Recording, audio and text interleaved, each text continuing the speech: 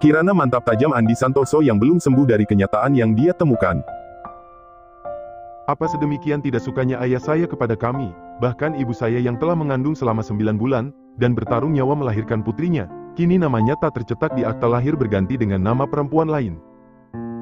Kirana terdiam sesaat, sedangkan Andi Santoso masih tak bisa berkata apa-apa. Ibu saya tidak berhak menerima perlakuan seperti itu. Ibu saya adalah perempuan hebat yang membesarkan kami berdua dengan penuh kasih sayang hingga kami tumbuh menjadi pribadi mandiri dan menghargai orang lain. Berbeda dengan adik saya yang tumbuh menjadi pribadi manja dan egois karena terlalu dimanjakan oleh materi. Apa pernah terpikir oleh ayah saya kalau dia memisahkan anak-anaknya dari kecil dan membesarkan salah satunya dengan segala kebohongan? Ketika besar mereka akan menjadi orang asing yang tak saling mengenal bahkan mungkin melukai satu sama lain, tanpa mengetahui kalau mereka adalah saudara kandung. Kirana terdiam, gambaran ibunya yang tergeletak lemas dengan infus di tangan dan luka jahit di kepala membuat hatinya terasa sakit. Atau yang lebih parah, dia melukai ibu kandungnya sendiri tanpa sadar kalau perempuan itu adalah wanita yang telah mengandung dan melahirkannya. Kirana menatap Andi Santoso yang kini sudah sepucat mayat, matanya menatap Kirana nanar, beribu penyesalan, juga kerinduan terpancar jelas di sana. Apa ini yang ayah inginkan? Membuat saya dan Bi menjadi orang asing yang saling melukai, namun pada akhirnya, lagi-lagi mama yang terluka karena melindungi saya. Suara Kirana sedikit bergetar, matanya menatap Andi Santoso dengan sorot mata terluka. Dia tak lagi menyembunyikan identitasnya sebagai Kirana Az-Zahra. Nana. Kirana mendengus tertawa miris, matanya mulai berkaca-kaca. 20 tahun ini betapa dia sangat merindukan panggilan itu. Namun kini betapa mirisnya dia harus mendengar itu sekarang ketika mereka terlibat dalam kasus yang melibatkan adik dan ibunya. Nana mengenali ayah? Andi Santoso kembali bertanya dengan suara gemetar membuat air mata Kirana tak bisa dibendung lagi. Bagaimana mungkin Nana tidak mengenali ayah? Selama ini Nana selalu menunggu kedatangan ayah, berharap ayah akan kembali pulang bersama dengan Bi. Tapi selama apapun Nana menunggu, Kirana menggelengkan kepala, air matanya terus mengalir. Ayah tak pernah datang. Kirana menghapus air mata yang mengalir. Apa sebetulnya salah Nana, yah? Kenapa selama ini ayah tidak pernah mencari Nana? Sebegitu bencinya ke ayah sama Nana. Tidak. Ayah tidak membenci Nana, ayah sayang, sangat sayang sama Nana. Terus kenapa ayah tidak mencari Nana? Pekik Kirana dengan air mata yang semakin deras keluar. Sekalipun ayah tidak pernah mencari Nana. Dan sekarang Nana yang mencari ayah, bukan ayah yang mencari Nana. Hati Andi Santoso merasa sakit mendengar penuturan Kirana, beribu penyesalan kembali menggelayuti hatinya membuatnya terasa sesak, bahkan kini matanya sudah memerah menahan tangis. Apa ayah lupa kalau memiliki putri lain selain Bi? Tidak mungkin ayah lupa sama Nana. Kiran mendengus tertawa dengan air mata terus mengalir, merasa lucu tapi juga sedih mendengar ucapan ayahnya itu. Ayah tidak lupa sama Nana, ayah sangat menyayangi Nana, tapi ayah tidak pernah mencari Nana, bukankah itu sangat lucu? Andi Santoso terdiam mendengar pertanyaan sinis dari putri sulungnya yang sedang berusaha menghapus air matanya. Di mana ayah ketika Nana memerlukan sosok ayah selama ini? Di mana ayah ketika orang-orang mengganggu Nana dan Oka, dan kami memerlukan sosok seorang pelindung? Di mana ayah ketika Nana sakit dan memanggil ayah karena begitu merindukan ayah? Di mana, yah, di mana? Kirana menatap Andi Santoso nanar, air matanya kembali membasahi pipinya. Sedangkan Andi Santoso hanya terdiam membiarkan putrinya mengeluarkan semua kemarahannya yang selama ini terpendam. Hatinya benar-benar merasa hancur mendengar bagaimana Kirana menunggu dan merindukannya selama ini, membuat penyesalannya semakin menggunung. Asoka Danubrata. Jantung Andi Santoso berhenti berdetak beberapa saat, matanya menatap Kirana tak berkedip mendengar nama yang terasa asing namun membuat hatinya merasakan sesuatu yang tidak bisa diungkapkan. Putra ayah, lanjut Kirana. Putra yang kehamilan dan kelahirannya tidak ayah ketahui, putra yang ulang tahun pertamanya mendapatkan hadiah surat perceraian orang tuanya, putra yang dari lahir tidak mengenal sosok ayah. Walau samar tapi bibir Kirana sedikit membentuk senyuman di antara air matanya ketika membicarakan Oka. Tapi Oka adalah putra dan adik yang hebat, dia akan berdiri paling depan untuk membelaku dan mama walau dia sendiri gemetar ketakutan, setiap malam dia akan menunggu kepulanganku di depan komplek walau kedinginan dan nyamuk mengerunginya, ketika hujan dia akan memayungiku walaupun tubuhnya sendiri basah kena air hujan. Dialah yang menggantikan tugas ayah selama ini. Namun terkadang dia akan menatap iri teman-temannya yang berfoto bersama keluarga lengkapnya, dia akan terlihat sedih setiap memenangkan pertandingan dan tidak bisa memamerkannya kepada sosok ayah yang akan memeluk dan menepuk pundaknya sambil berkata dengan bangga, "Putra ayah yang hebat, ayah bangga padamu." Andi Santoso tak bisa lagi menyembunyikan penyesalannya, matanya terlihat berkaca-kaca menatap Kirana yang menatapnya tajam. "Dan mama, apa sebetulnya salah mama sama ayah? Apa mama telah melakukan dosa besar hingga ayah begitu membencinya?" "Tidak, ibumu tidak melakukan kesalahan apapun. Jadi kenapa ayah meninggalkannya?" Kirana bertanya dengan suara syarat akan kekecewaan membuat Andi Santoso kembali terdiam. Mama harus melewati kehamilannya seorang diri di negeri orang tanpa mendengar satupun kabar dari ayah, mama harus merasakan kesakitan saat melahirkan seorang diri tanpa mendapat dukungan dari suaminya, mama harus banting tulang seorang diri untuk membesarkan putra-putrinya. Belum cukup sampai di sana, nama mama bahkan dihapus dari akte putrinya yang telah dia lahirkan dengan bertarung nyawa. Sebegitu bencinya kah ayah dan keluarga ayah terhadap mama, sampai kalian tega melakukan itu terhadap seorang perempuan yang notabene adalah istri dan menantu keluarga H. Joko yang terhormat, Andi Santoso hanya bisa menggelengkan kepala dengan mata nanar menatap Kirana yang masih terlihat emosi. "Mama tidak pantas menerima perlakuan seperti itu, ya, apa salah mama? Tidak cukupkah dia kehilangan suami dan dipisahkan dengan putrinya, hingga harus menerima perlakuan seperti itu?" Kirana menatap Andi Santoso nanar. "Apa pernah terpikir oleh ayah ketika ayah memisahkan kami dengan menyembunyikan identitas bihal seperti ini bisa saja terjadi? Kami tidak akan saling mengenal, malah akan saling menyakiti, atau seandainya salah satu dari kami lelaki bisa saja kami saling jatuh cinta dan akan terjadi perkawinan sedarah, apa ayah pernah berpikir sampai sana?" Wajah Andi Santoso semakin memucat mendengar perkataan Kirana yang benar adanya. Apa sebenarnya ayah harapkan dengan mengganti dan menyembunyikan identitas Bi? Bi berhak tahu tentang identitas dia sebenarnya, seperti mama yang namanya berhak tertulis di akta lahirnya, ucap Kirana dengan tegas. "Dan apa ayah tahu kepada siapa Bi memberitahu keberadaanku di sini hingga kejadian ini terjadi?" Andi Santoso menggelengkan kepala lemah. Para baca asterisngan itu yang telah melecehkan Nana beberapa bulan lalu. Mata Andi Santoso membulat terkejut mendengar putrinya adalah korban pelecehan. Iya, mereka melecehkan Nana di depan umum. Ayah bisa bayangkan seterluka apa Nana saat itu, tapi ayah tidak ada di sana untuk membela kehormatan Nana yang telah mereka injak.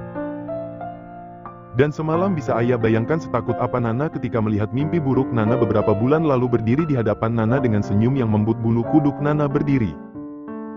"Nana takut, ya, sangat takut," ucap Kirana dengan air mata bergulir. Ini adalah kali pertama Kirana mengungkapkan ketakutannya akan kejadian semalam.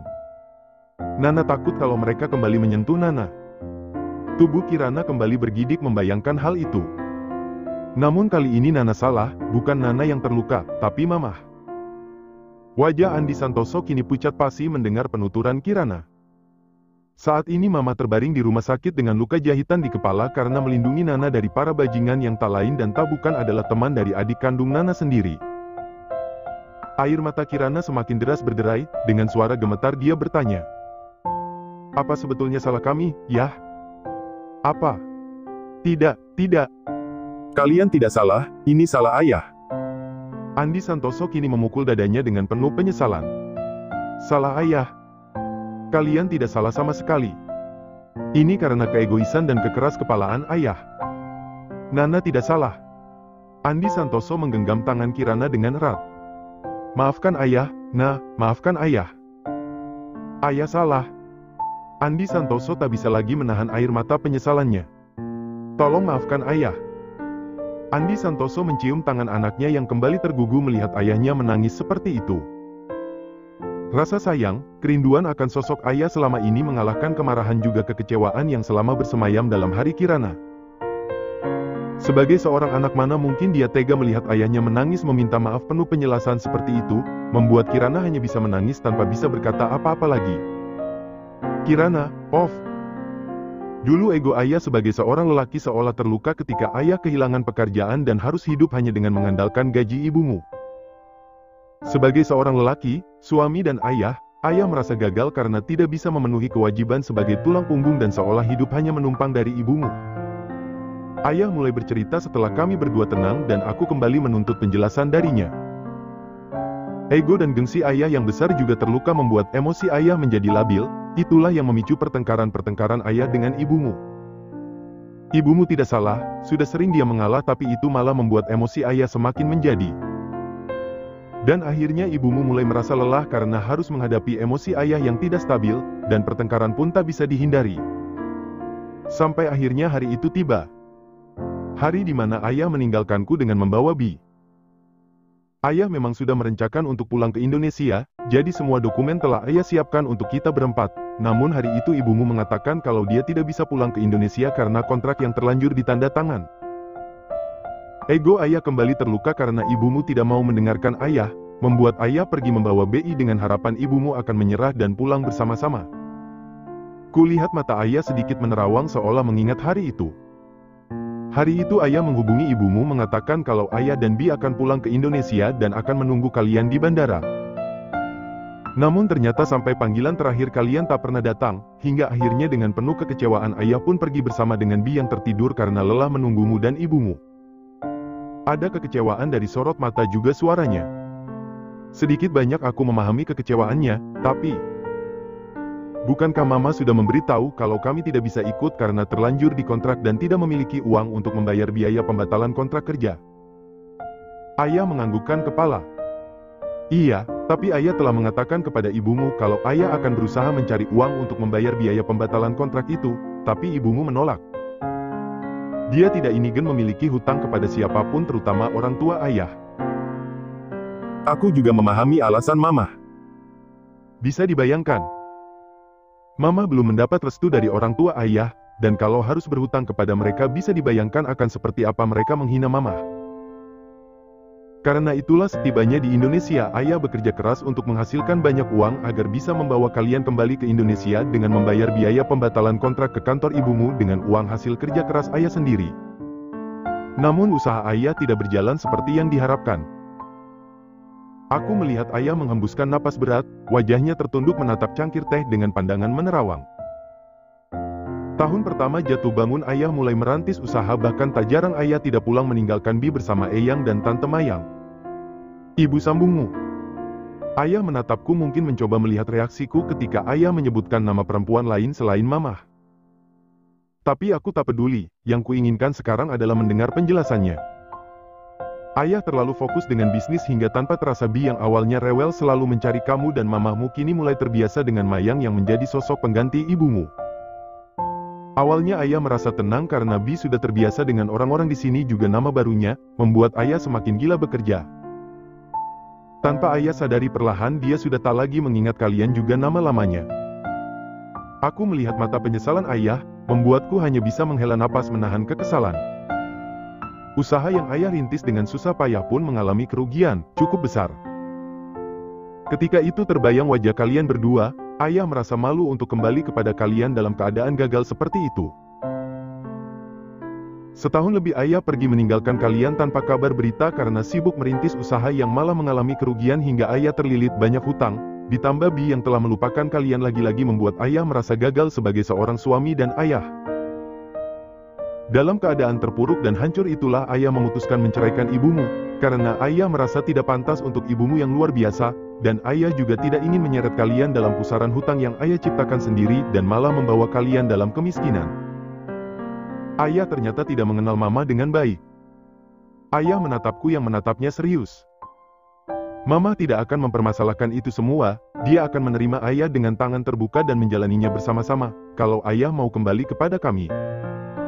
Kulihat ayah mengangguk. Karena kebaikan ibumulah yang semakin membuat ayah malu dengan diri ayah sendiri. Dengan sombongnya ayah pulang ke tanah air meninggalkan kalian di Jepang dengan harapan bisa sukses dan membuktikan kalau ayah mampu. Namun nyatanya ayah gagal, dan mengalami kerugian, bahkan ayah harus menjual aset orang tua ayah untuk membayar hutang-hutang ayah. Bisa kamu bayangkan akan seperti apa ibumu kalau mengetahui ayah memakai aset orang tua ayah untuk membayar hutang karena kebodohan ayah dalam berbisnis. Dia akan sangat terpuruk, dan akan menjadi pergunjingan keluarga besar ayah. Ayah tidak mau kalian merasakan itu, nah. Aku tak tahu harus berkomentar seperti apa. Memakluminya atau kembali kecewa? Di satu sisi aku bisa memaklumi alasan ayah memutuskan bercerai dengan mamah. Harga dirinya sebagai seorang suami telah hancur dengan kegagalan bertubi-tubi, dari mulai terkena PHK yang membuatnya menjadi pengangguran yang hidupnya bergantung kepada penghasilan istri, pergi meninggalkan istri dan anak pulang ke tanah air dengan harapan bisa sukses dalam berbisnis, tapi malah mengalami kegagalan dan kerugian membuatnya tak punya muka lagi untuk bertemu istri dan anaknya, dan mungkin dia berpikir dia akan melindungi kami dengan melepaskan kami. Tapi di sisi lain, tetap saja, aku kecewa. Ayah benar-benar terpuruk saat itu, untung saja ada Bi yang menjadi penyemangat ayah. Anggi, bukankah saat itu dia sudah berganti nama menjadi Anggi dan lupa kalau dia adalah Sagita Bentari? Ayah menatapku dan kembali mengangguk. Iya, Anggi yang sudah terbiasa dengan nama dan lingkungan barunya. Dan istri baru ayah. Ayah menatapku sesaat. Saat itu ayah belum menikah lagi. Keadaan Anggilah yang membuat ayah memutuskan menikah dengan Mayang. Ayah kembali menatapku, mungkin karena mendengar aku mendengus tak percaya dengan apa ayah ucapkan. Mayang adalah teman ayah ketika sekolah, rumah kami pun berdekatan. Dia perempuan yang baik dan sangat menyayangi Anggi. Ketika pertama datang ke sini Anggi kehilangan sosok seorang ibu. Namun akhirnya dia menemukan sosok seorang ibu di dalam diri Mayang yang setiap hari selalu meluangkan waktu menemaninya, memenuhi kebutuhannya, dan semakin hari Anggi semakin bergantung pada Mayang dan tak ingin lepas. Ayah mengambil napas dalam sebelum melanjutkan kembali ceritanya. Saat itu ayah sedang berusaha kembali bangkit dari keterpurukan karena kegagalan juga perceraian dengan ibumu. Di sisi lain ayah juga memerlukan seseorang yang benar-benar bisa menyayangi Anggi tanpa syarat layaknya seorang ibu, dan Mayang adalah jawabannya. Aku terdiam mulai memahami alasan ayah menikah kembali, namun tetap saja aku masih merasa kecewa padanya. Dan setelah menikah ayah mengganti akta lahir Bi menjadi Anggi. Bukan hanya nama, tapi tanggal lahir dan juga nama ibu kandungnya, ucapku penuh kekecewaan. Ayah menatapku terdiam beberapa saat, sebelum dia kembali menjelaskan hampir semua tanyaku selama ini. Setelah menikah ayah kembali fokus dengan bisnis hingga ayah jarang ada di rumah, semua urusan tentang rumah ayah serahkan kepada Mayang. Saat itulah orang tua ayah membuat akta lahir untuk Bi dengan nama barunya tanpa sepengetahuan ayah. Bagaimana bisa ayah tidak tahu tentang itu? Ayah kan orang tuanya. Ayah sedang di luar kota ketika Mayang memberitahu ayah tentang permintaan eyangmu untuk membuat akta lahir dengan nama Anggi Santoso. Tak sekalipun ayah berpikir kalau nama ibumu akan diganti dengan Mayang. Eyangmu beralasan untuk membuat akta diperlukan buku nikah dan dia menggunakan buku nikah ayah dan Mayang sebagai dokumen pelengkap. Kenapa ayah diam saja? Kenapa ayah tidak protes? Tentu saja ayah marah saat itu, bagaimanapun ibumu adalah perempuan yang pernah ayah cintai dan ibu dari anak-anak ayah, tidak mungkin ayah hanya diam diri melihat hal itu. Namun semua telah terjadi, tak ada lagi yang bisa ayah lakukan karena akta itu telah dipakai untuk memenuhi persyaratan masuk sekolah. Ayah telah berjanji pada diri ayah sendiri, suatu saat nanti Anggi harus tahu tentang semuanya. Dan suatu saat itu kapan? Sekarang sudah terlambat. Kami hampir saja saling menyakiti satu sama lain hanya karena seorang lelaki, dan itu hanya karena ayah menyembunyikan tentang aku dan mamah dari Bi. Ayah kembali terdiam, beberapa kali dia menghela napas di antara diamnya. Mayang, dia tidak bisa memiliki keturunan. Aku sedikit terkejut mendengar ucapan ayah. Setelah beberapa tahun menikah kami belum dikarunia keturunan, sempat Mayang hamil namun keguguran hingga harus dikuret. Ayah terdiam dia kembali terlihat beberapa kali menghela napas panjang. Setelah kejadian itu Mayang beberapa kali keguguran, sampai akhirnya dokter mengatakan kalau Mayang menderita sindrom Asherman atau pelengketan rahim yang membuatnya akan sulit memiliki anak. Hening, aku terdiam mendengar penjelasan ayah. Aku teringat sosok Tante Mayang yang terlihat anggun dengan penampilan elegan, tak terlihat sedikit pun dia menderita sebuah penyakit langka yang seolah menjadi momok bagi kaum perempuan. Setelah Anggi dewasa, beberapa kali ayah berniat menceritakan tentang kalian, tapi Mayang selalu memohon untuk menunda. Dia takut kalau Anggi akan meninggalkannya, karena bagi Mayang, Anggi adalah dunianya, putri sematawayangnya yang dia besarkan sedari kecil. Aku semakin terdiam, sebagai perempuan aku sangat memahami kondisi Tante Mayang, dan bisa merasakan ketakutannya ditinggal oleh satu-satunya anak yang dia milik dan dia sayangi. Akan tetapi, Nana paham perasaan ayah dan istri ayah, tapi Bi berhak mengetahui kebenarannya, begitu juga dengan Mama. ayah terdiam kemudian mengangguk. Tapi sekarang ayah sudah terlambat, Bi sudah mengingat Nana dan Mama, juga nama kecilnya dulu. Ayah membelalakan mata terkejut. Anggi sudah mengingatnya? Iya, tapi ingatan itu datang terlambat. Nana, Oka dan juga Mama sudah terluka, begitupun dia yang kini harus menerima konsekuensinya dengan diinterogasi polisi selama berjam-jam, semua sudah terlambat, ya. Ayah terdiam, terlihat lelah dan penuh penyesalan. Nana, ingin mengajukan satu lagi pertanyaan yang selama ini selalu mengganjal di hati Nana. Ayah menatapku kemudian mengangguk. Kenapa selama ini ayah tak pernah sekalipun mencari Nana? Ayah terdiam beberapa saat sebelum menjawab pertanyaanku. Ayah tadi cerita kalau ayah merintis usaha baru setelah pindah ke Surabaya. Ternyata bisnis tidaklah semudah yang ayah bayangkan, apalagi ayah memulainya dari nol. Tahun-tahun awal ayah mengalami banyak kendala, hingga ayah benar-benar hanya fokus kepada bagaimana bisa bertahan di dunia bisnis. Itu juga yang menjadi salah satu alasan ayah selalu mengabulkan apapun keinginan Anggi, karena rasa bersalah tidak bisa menemaninya tumbuh, dan juga karena rasa bersalah padamu yang membuat ayah semakin memanjakan Anggi berharap ayah bisa menebus kesalahan ayah pada kalian dengan memanjakan dan mengabulkan apapun keinginannya.